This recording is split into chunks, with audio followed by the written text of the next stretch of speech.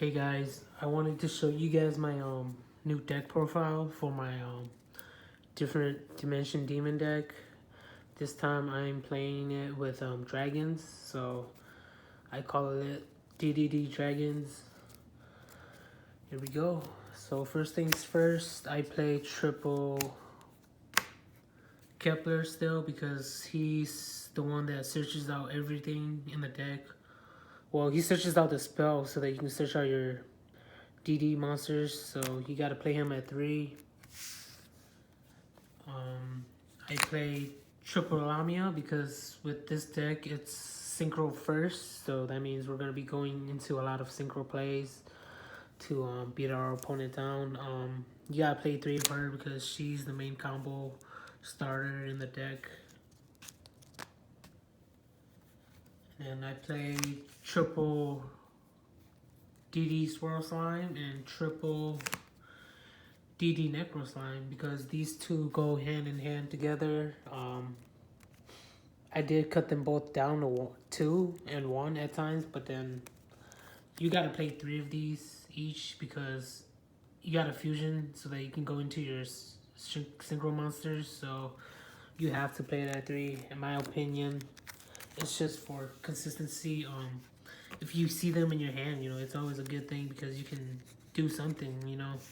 So you gotta play 3 of those. And then for my dragon package, since I am playing a dragon build, I run 2 DDD Dragon King Pendragons. This card allows me to ditch. If this card is in your hand, you can tribute 1 dragon type monster from your type monster and 1 other fiend type monster from your hand and or side of the field. Special summon this card. Once per turn, you can discard 1 card. This card gains 500 attack.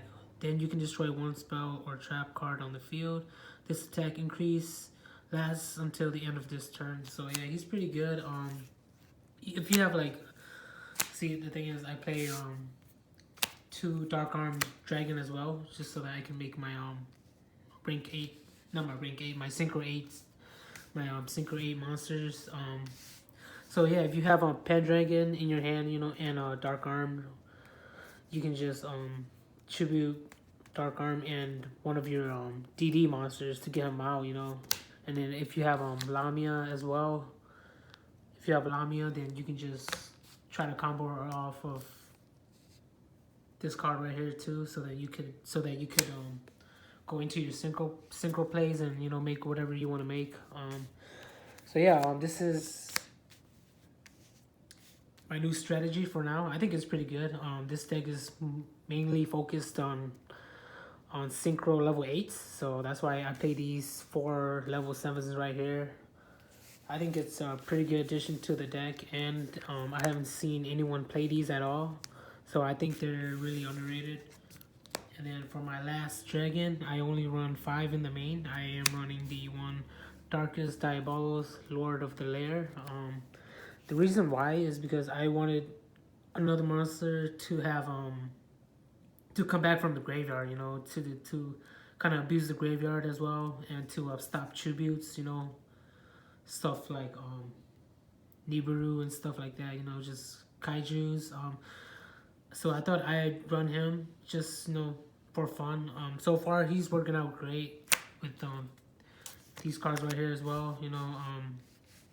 I think he's pretty good. I mean, I was gonna run 3, but then I was like, what, I don't really need that brick hand. I just need 1 so that if I need him, then I'll get him out. They don't expect him at all. So this is a new addition to my deck. And then I am still running the 2 Vanities Fiend just because I feel like with this deck, the strongest version of DDs, you have to play Vanities Fiend main. You have to main this card just because he's that good.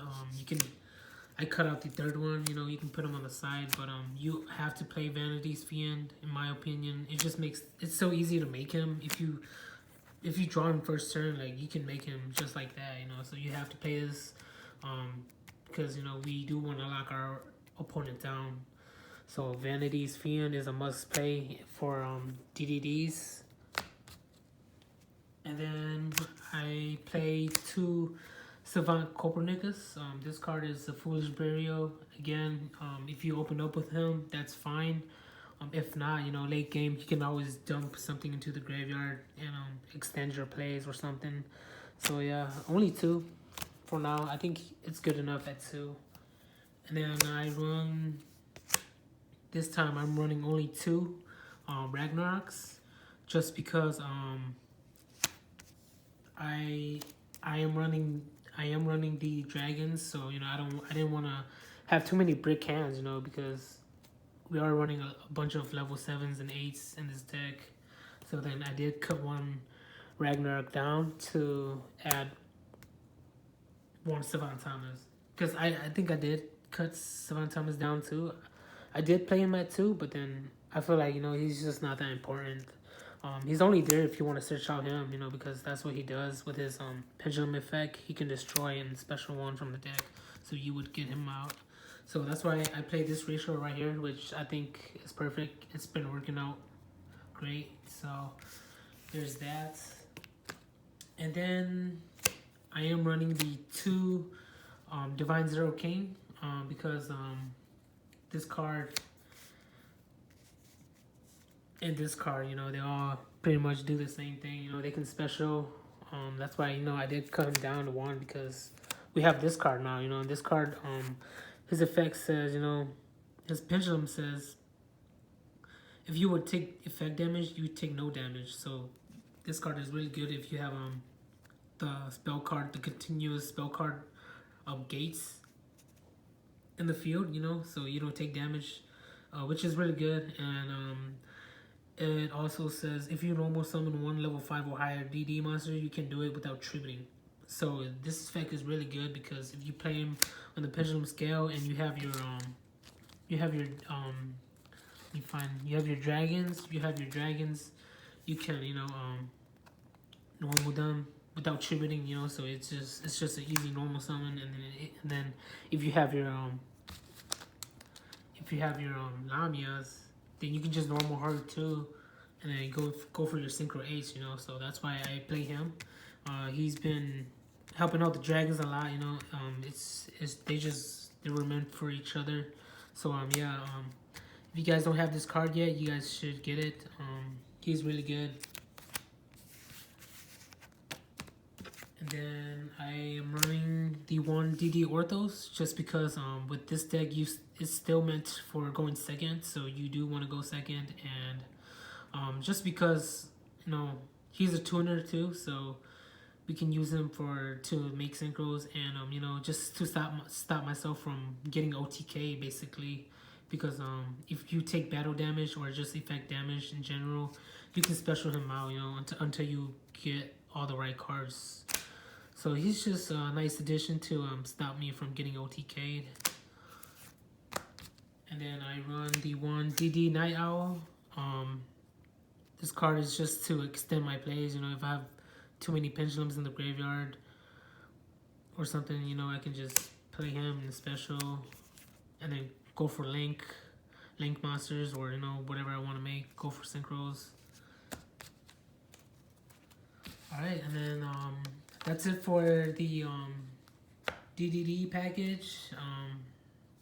Now on to the hand traps. I am running 2 Ash Blossoms, because this is the best hand trap in the game right now. And then I did cut 1 out for Effect Veiler, just for consistency, because I find that I can run 3 Ash Blossoms, but I would rather cut the 3rd one out for Effect Veiler, just because I can search Effect Veiler out with my spell card Where Art Thou, so that makes it really consistent. So I've been loving this ratio so far, so it's really up to your preference. I feel like this is a good ratio right here. Like I have 3 negates right here, and then I also have 3 Ghost Ogres. I was having him on the side, but then what made me decided to main her was because of my tough matchups with 6 Sams. I do have a hard time going up against them, because they play cards like gates, and they have like all their counters and stuff. So they can get kind of annoying, and it's kind of hard to stop their plays. If you don't play this. So I did had to upgrade my hand traps, so that's why I run. That's why I run all of these right here. It's just 6. I feel like that's the perfect ratio right now. Yeah, just get rid of floodgates and all that. That's why I run Ghost and Ash Blossom. Those are really good cards. You guys should pick them up. And then onto the spells. I run triple Dark Contract with the Gates. If you guys know already, DDD players, they have to run this at 3 because this is the search card during your main phase 1. During your main phase, you can add 1 DD monster from your deck to your hand. You can only use this effect of Dark Contract of the Gates once per turn. Once per turn during your standby phase, take 1,000 damage. So then with this card, and let me pull him out here real quick. Divine Zero King, his effect says, if you were to take effect damage, you take no damage. So if you have him on the pendulum scale and you have Gates out, he can protect you. So he's really underrated. So you gotta play him at 2 at least. I felt like I didn't need him at 3 because I could do other things, but you gotta play him at 2 at least.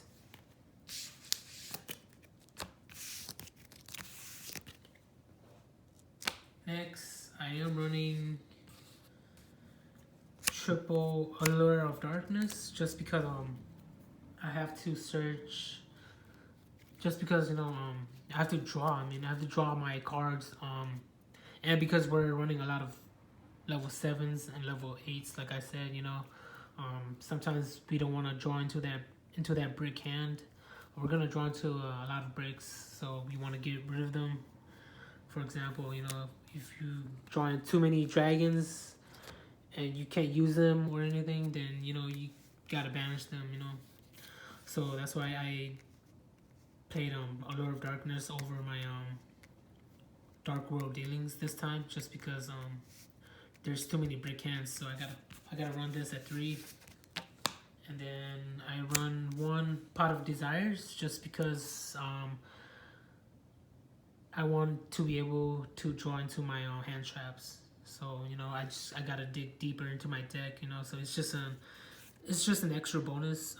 Allure of Darkness will do you fine, but I just like to play Pot of Desires so that I can desire whatever I want. I can search for whatever I want during the right time, even though it comes at the cost of banishing 10 face down.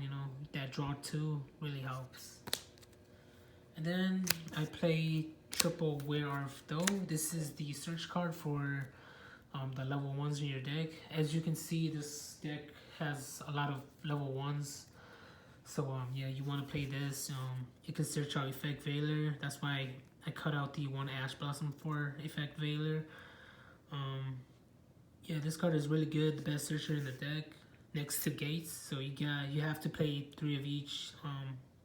Not sure if this card will get hit in the future. Maybe it might, depends on how powerful this DDD support gets in the future. But you gotta run 3 of these. And then I run the 1 Gold Sarcophagus. Again, you can run whatever you want. But for me, since this is a going second type of deck, I want to be able to search all my combo cards so that I can go off, and just be consistent. So that's why I'm running this card right here, just so I can search my dragons too. I can extend my plays. Just have more options. So that's why I play that. And then for graveyard control, I am playing the Foolish Burial and 1/1 because we can dump anything, to the grave. And then I play the 1 Monster Reborn because this card is broken as hell. And then for my spells, I am running 1 Cosmic Cyclone and 1 Heartbeast Feather Duster for my spell removal cards, spell and trap removal. I'm only running these 2. I feel like it's good enough already. heartbeats because you know you're going second, or you want to go second, so you always want to get rid of all their back rows. And then for Cyclone, he combos off really good with Divine Zero King as well. Just because you know his effect is so strong, you know you don't take damage. So basically, this is it's just a free banish, you know. So you guys should consider getting him. But yeah, that's it for my deck. It's 50 cards, I believe. It should be 50. Compared to my last build, my 60 card build, I did change some cards out, you know, to make it a dragon deck. So I had to cut out at least 10 cards, which is fine, you know. This deck is mainly focused on synchros.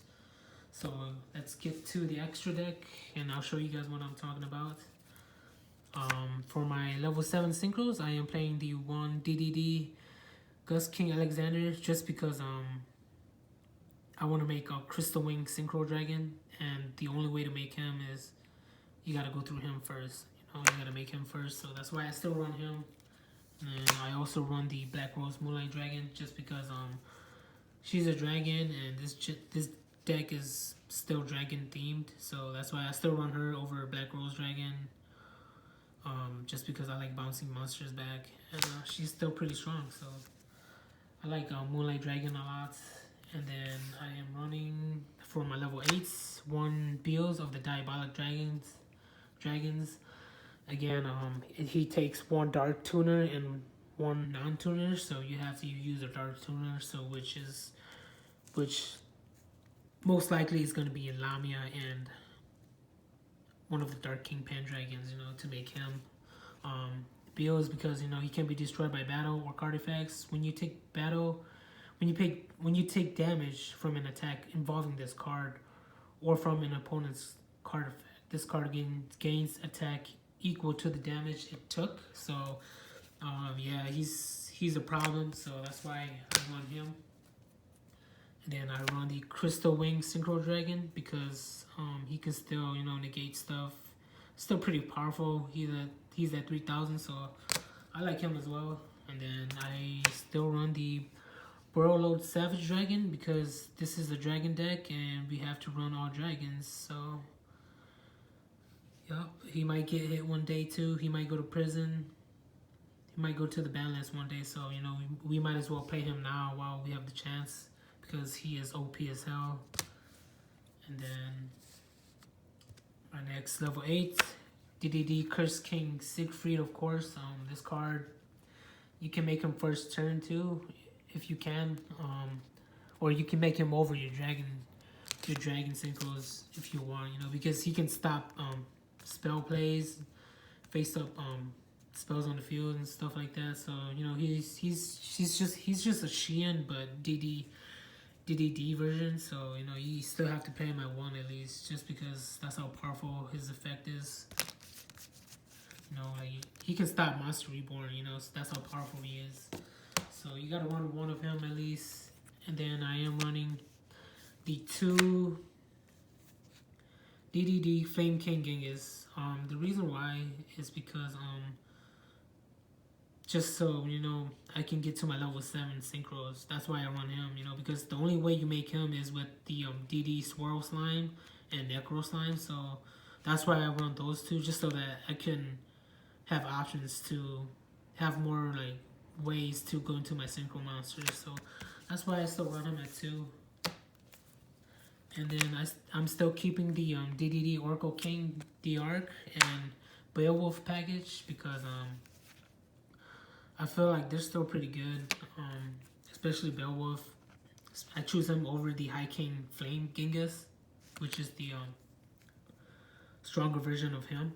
But yeah, I choose him over him because you know he can attack defense position monsters and inflict piercing damage, so that's really good. And he can destroy all spells on the field, so you really want that too. And he can come in clutch sometimes, so that's why I still run him. And then I am running the one number 38 and Duo Dawn King Kali Yuga still. You have to play these 2. They're so strong, and I don't think I'm gonna cut them out anytime soon, just because I like Kali Yuga's 35 attack. That is it's really useful, and just Titanic Galaxy. He can negate stuff, so they go together. You have to play these two. And then for my Link monsters, I'm playing the one Pearl Sword Dragon still. This card is still pretty broken. He's strong as hell. I'm not gonna cut him out at all. And then the new edition, I am playing the Nightmare Cerberus. You can make this card with let's see, let me find him real quick. His name is Night Owl.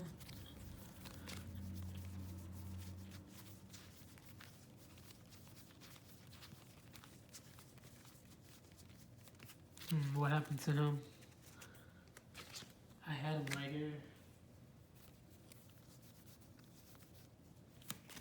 There he is. Yeah, you can with Cerberus, you can make him, with two monsters with different names. So, and then he can target one special summon monster and destroy it. So yeah, he's pretty good. It takes two links with different monsters to make him. So like I said, you can just play DD Night Owl, special summon from the grave, and then Link, make him. So I chose him over what was it, Nightmare Phoenix? I forgot, but yeah, I chose him because he's Cerberus, so he's dark, he's a fiend, so he kind of fits in pretty well with this deck. So there's that. And then last but not least, I am playing my DDD Abyss King Gilgamesh still. Just one because he sets up your scales so that you can pendulum summon if you have to. If you run out of options, if you can't fusion, if you can't synchro anymore, you can always pendulum summon. So yeah, that's it for my deck. I hope you guys enjoy. Yeah. I'm not sure what deck I'm gonna be playing next, but most likely it's gonna be Monarchs because that deck is pretty fun. I played it on Master Duo the other day and I thought it was pretty good. So yeah, look out for that. But yeah, that's it for now. This is my DDD Dragon deck. I hope you guys like it.